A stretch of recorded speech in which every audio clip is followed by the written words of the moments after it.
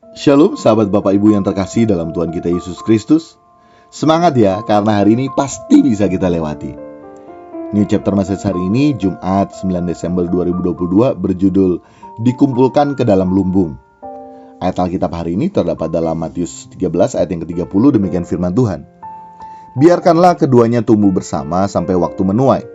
Pada waktu itu aku akan berkata kepada para penuai, kumpulkanlah dahulu lalang itu dan ikatlah berberkas-berkas untuk dibakar.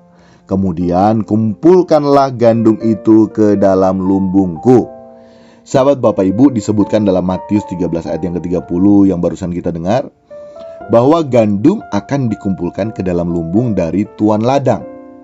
Hal tersebut berarti kita semua yang telah mencapai hidup dalam keserupaan dengan Yesus, sesuai dengan targetan Tuhan dalam diri kita, maka akan dikumpulkan dan masuk dalam kerajaan sorga loh sahabat Bapak Ibu. Wow, pengharapan yang luar biasa ini sahabat Bapak Ibu. Di saat hidup yang kita jalani sekarang, ternyata nantinya ada kehidupan yang sebenarnya, kita akan dipermuliakan, dikumpulkan masuk ke dalam kerajaan sorga. Tapi ada standarnya yakni kita harus menjadi gandum.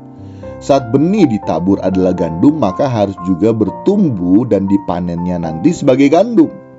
Bahaya kita memiliki benih gandum, tetapi dalam pertumbuhan kita menjadi lalang.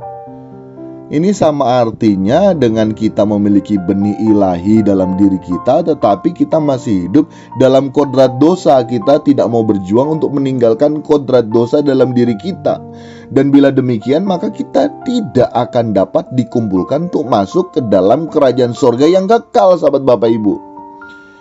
Ingat ya, tidak peduli seberapa jahat lingkungan kita yang tentunya dapat berpotensi membuat kita juga semakin jahat.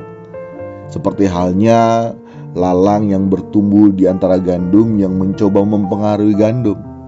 Melalui kebenaran hari ini, hal tersebut bukan lagi menjadi alasan bagi kita untuk tidak dapat serupa dengan Yesus. Bukan menjadi alasan bagi kita untuk dapat terpengaruh menjadi semakin jahat. Ya. Jadi seberapa jahat lingkungan kita bukan menjadi alasan bagi kita untuk dapat terpengaruh menjadi semakin jahat. Melainkan hal tersebut melalui kebenaran hari ini justru membuat kita semakin serupa dengan Yesus. Karena memang Tuhan membiarkan lalang bertumbuh di antara gandum. Bukan tanpa sebab ya, Tuhan mempersilahkan lalang bertumbuh di antara gandum. Hal tersebut sebenarnya untuk kebaikan lalang dan juga untuk kebaikan gandum. Kenapa demikian? Untuk kebaikan lalang yakni agar lalang dapat menjadi gandum, sehingga dengan demikian dapat dikumpulkan untuk masuk dalam lumbung tuan ladang. Jadi ada kebaikan untuk lalang sendiri sebetulnya. Lalang ini harapannya dapat menjadi gandum. Justru itu jangan langsung dipotong. Untuk kebaikan gandum juga yakni agar semakin terus dimurnikan menjadi gandum yang murni.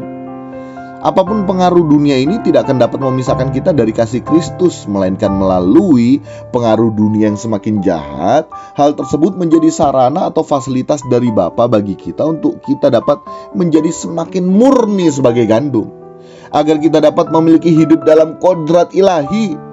Mari kita belajar untuk dapat melihat segala sesuatunya dari sudut pandang Tuhan ya.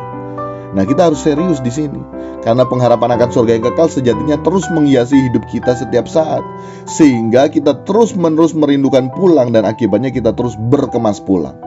Demikian nih catatan message hari ini, kiranya dapat memberkati kita sekalian. Amin.